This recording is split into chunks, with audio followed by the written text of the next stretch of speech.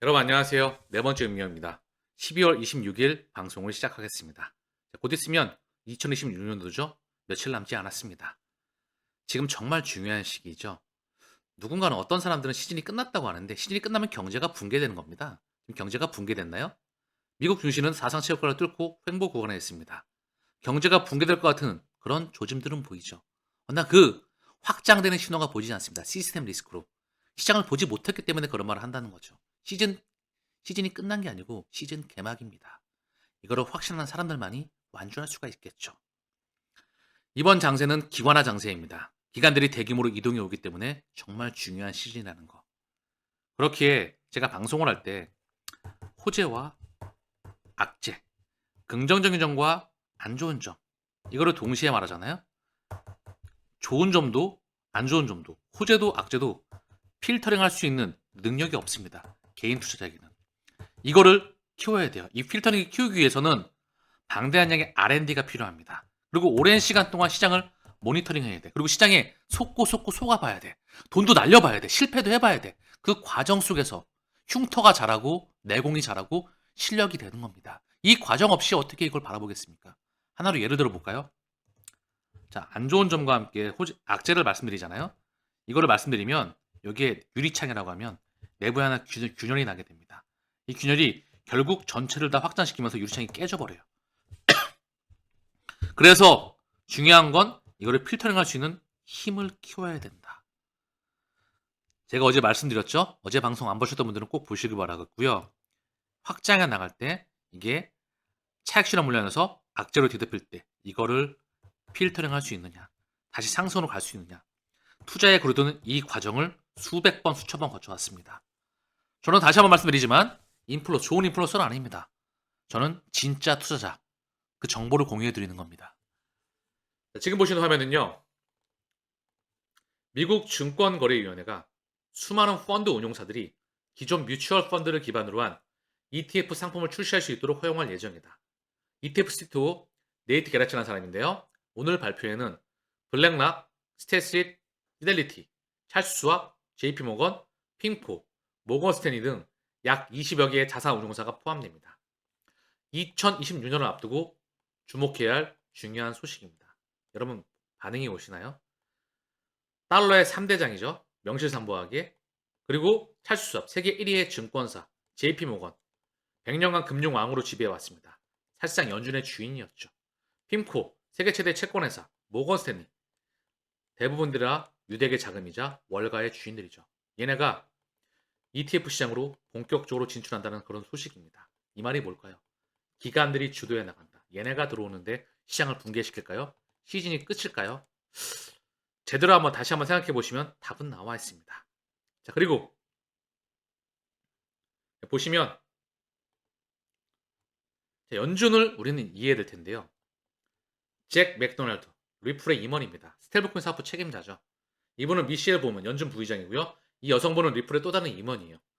미국 디지털 상공회의소에서 스텔블코인에 관해서 회의를 했었다. 한 번 더. 미플의 전 고문이죠. 리플 전 연준 부의장 마이클 바. 그가 22 총재, 전 IMF 총재인 크리스틴 라가르드와 함께 사진을 찍고 있습니다. 왜 이런 수장들이 다 리플과 연결이 되어 있고 통화 시스템과 연결이 되어 있을까요? 여러분들에게 여쭤보고 싶습니다.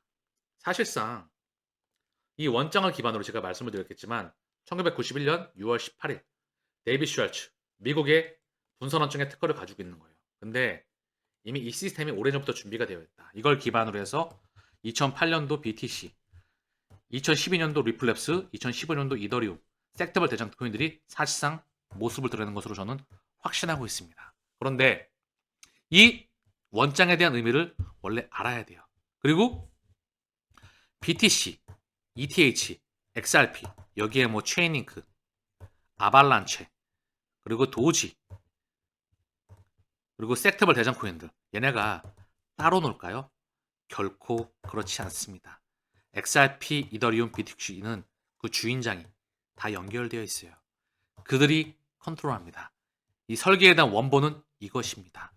사실상 이 문명이 바꿔나가는 거죠. 통화 시스템이 바뀌는 겁니다. 이 원리를 알아야 돼요. 다시 말씀드리지만 5대양 6대주에 각 국가의 장부가 하나로 연결돼요. 그동안에는 이게 다 끊어졌었어. 그렇기 때문에 주 5일 시스템이었었죠. 은행 시스템도 마찬가지죠. 9시에 열어가지고 3시 반이면 문을 닫습니다. 그리고 3시 반부터 해가지고 한 6시, 7시까지 장부를 정리하고 그동안에 정산을 합니다. 그래서 부족한 자금이 있으면 옆에 은행에 전화 때려가지고 돈 좀 빌려줘. 그걸 콜금리라고 하죠. 지금의 스위프트 시스템도 어떻게 돼 있죠? 자, 원 돈을 내가 한국에서 미국에 있는 친구에게 보내려고 해. 그럼 두 군데의 중개은행이 필요합니다. 중개은행, 한국의 중개은행, 미국의 중개은행 두 군데가 필요하죠. 그렇기 때문에 수수료도 비싸고 시간도 오래 걸립니다. 이거를 그 즉시 장부가 다 따로 놀던 걸 하나로 연결시키는 거죠. 감이 오시겠죠? 이 장부가 하고 있는 근본적인 역할을 우리는 이해할 수가 있어야 돼. 그게 가장 중요하다. 그게 원리를 아는 기본이다. 이게 새로운 통화 시스템을 바꿔나간다. 자, 그러면 페드로 확장해 보겠습니다. 지금 통화 시스템의 주인이죠. 이것 또한 FRB 시스템의 의사결정 구조라고 나와 있는데 겉으로 보여주기에 명분을 보여주는 거예요. 자, 보시면 워싱턴에서 연준 의장, 부의장이 각각 한 개, 연준 의사가 5개, 총 7개 투표권, 그리고 지역 연원장 등 여기에 뉴욕 연원을 픽스로 해서 4개 투표권이 지역 연원장들에게 돌아가게 됩니다. 그래서 총 12개 투표권을 가지고 있다. 겉으로 보여주기에. 하지만 이 페드의 주인은 누구죠? 좀 전에 말씀드렸지만 JP모건이 중추적인 역할을 했었다. 그리고 JP모건이 포함된 은행이 어디다? 뉴욕 연은이다.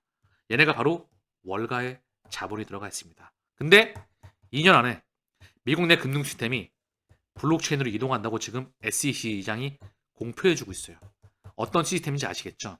또 하나, 이미 제로 금리로도 안 됐기 때문에 세 차례의 양적완을 했었죠? 그리고 2020년도에 9조 달러, 무제한 양적완에 들어가게 됩니다. 이미 통화 시스템은 끝이 났어요. 그러면 수명이 다한 거를 새 걸로 바꿔줘야 돼. 그게 필요하다는 거죠. 그게 바로 DLT, 분산원장 블록체인의 혁명이에요. 이 본질을 알아야 된다. 은행은 기본적으로 전통금융권은 기본적으로 예대 마진으로 먹고 살아왔었다. 허나 기준금리가 올려봐야 2% 3%대이다. 즉 예대 마진으로 더 이상 은행의 수익이 증가하는 시대는 끝이 나간다. 그러면 새로운 통화 시스템이 필요하겠죠. 그거를 우리는 자본주의의 대혁명으로 보고 있습니다. 종이에서 데이터로 가치가 이전해 나가는 JP모건이 기관 대상으로 암호화폐 거래 서비스를 검토하고 있다. JP모건이 비트코인 담보대출, 이더리움 담보대출, 코인 담보대출을 시행하게 된다. KB, 신한, 우리, 하나은행에서 코인 담보대출, 이제 코인을 맡기고 담보대출을 확장하게 되겠죠. 지금은 뭐죠? 부동산 담보대출, 신용 담보대출로 있었죠. 그쵸? 이게 바뀌는 거예요. 근데 눈으로 확인하면 끝난다니까? 눈으로 확인하기 전에 와 있어야 돼. 근데 확인하는 전에 와 있어도 가격이 이렇게 흔들거리니까 완주를 못해. 시대가 바뀌는데 말입니다. 가치에 집중해라. 지금은 시즌이 열리는 개막전이다. 이거를 보느냐 관점에 따라 바뀌는 거겠죠. 자, 블랙록이 각국 중앙은행 대체자산으로 비트코인을 고려하고 있다. 상당히 중요한 말이죠. 중앙은행이 전 세계 중앙은행이 BTC를 매입하게 된다면 KB, 신한 얘네가 BTC를 매입하게 된다면 JP모건, 뱅가드 미국의 전통금융권들은 이쪽으로 다 들어옵니다. 지금 한국뿐만 아니라 전 세계 중앙은행들이 다 들어오겠죠. 그럼 BTC의 가격은 어디가 있을까요? 여기에 답안이 있다. 지금 시장이 물밀듯이 유동성에 들어올 수밖에 없다. 그 직전에 있는 겁니다. 지금은 기관이 주도하는 상태입니다. 브레드 간수가 2026년 역대급 강세장을 확신하고 있어요. 보시면 브레드 간수는 최근 바이낸스 블록체인 위크에서 대담을 통해서 2026년은 암호화폐 역사상 가장 강한 해가 될 수가 있다. 최근 몇 년 동안 이렇게 낙관적이었던 적이 없었다. 구조적인 추세가 XRP 시장을 새로운 국면으로 이끌고 있다. 블랙록, 뱅가드, 프래클, 템프턴, 대형 금융기관들이 암호화폐 시장에 직접 참여하기 시작한 점을 가장 큰 변화로 지목했다. 과거 암호화폐는 손대지 않겠다고 했던 뱅가드조차 최근 태도를 바꿨다며 이 같은 움직임이 시장 구조를 근본적으로 재편하고 있다. 이러한 참여가 단순한 투기 수요가 아닌 인프라 기반의 수요이다. 즉 기관의 수요입니다. 기관들이 들어온다. 한 번 더. 자, DBS 은행이죠. 세계 1위의 디지털 뱅크이자 싱가포르 시가총액 1위의 기업입니다. 갤럭시 디지털로부터 2,000 이더리움을 추가로 수령하였다. 보유량을 확대한다. 싱가포르 금융의 중심지죠. 금융으로 먹고 사는 국가입니다. 거기 1위 시가총액 기업이 DBS고요. 거기 테마섹이라고 하는 국부 펀드가 있습니다. 얘네는 세계적인 펀드이죠. DBS 테마섹. 얘네는 세계에서 가장 돈 냄새를 잘 맡는 그런 회사이자 금융 기업들이죠. 근데 얘네가 12월 15일이었죠. 이더리움을 매집합니다. 무슨 의미를 가지고 있을까요? 돈 냄새를 가장 잘 맡는 그런 금융 기업들이 말입니다. 이더리움의 상승은 무엇을 의미한다? 전체 코인 시장의 폭발적인 상승을 의미한다는 것이죠. 이미 브레덴하우스가 트럼프 대통령이 당선된 직후에 마지막으로 XRP와 비트코인처럼 이더리움도 증권이 아니라는 점을 명확히 해주시길 바랍니다. 그리고 공화당, 민주당 의원들이 상원에서 디지털 자산 시장 구조 법안을 통과시키도록 설득하세요. 클래리티 법안입니다. 이게 얼마나 중요한 파급을 가지고 있는지. 첫 번째.